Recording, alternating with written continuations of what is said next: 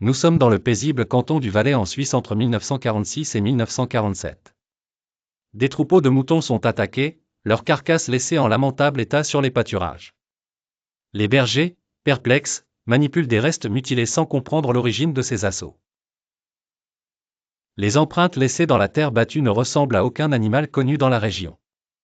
La peur s'immisce parmi les habitants, les rumeurs se répandent à travers les vallées. Certains murmurent qu'il s'agirait d'un lynx, d'autres parlent d'une panthère ou d'une créature mystérieuse. La presse locale s'empare de cette affaire et baptise le prédateur le « monstre du Valais », accroissant la fascination et l'effroi. Les journaux détaillent chaque attaque, chaque battue infructueuse, chaque nouvelle théorie émanant des estaminets de village. Des battues sont organisées, mobilisant habitants et experts de la faune. Des pièges sont posés, des veilles nocturnes établies, mais en vain. Le prédateur reste indétectable, glissant dans les ombres, échappant aux yeux surveillants de ses poursuivants.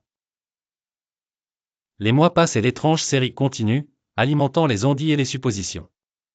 Beaucoup se demandent si ce mystérieux agresseur n'est pas le fruit d'une imagination collective, une incarnation des peurs ancestrales face à l'inconnu.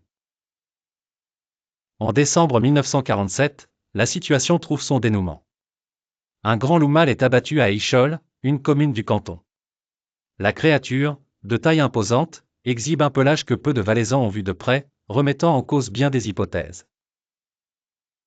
L'animal est exposé au public, où chacun peut le voir, tenter de découvrir ce qui a été la source de tant d'agitation et de peur.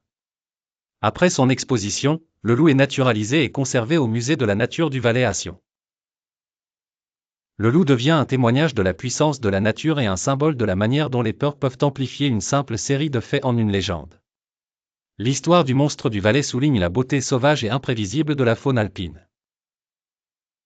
Elle montre aussi comment l'imagination humaine peut transformer un simple fait divers en une légende culturelle durable. Le mystère du prédateur mystérieux et invisible reste gravé dans les mémoires, une illustration des temps où le réel se mêle au mythe.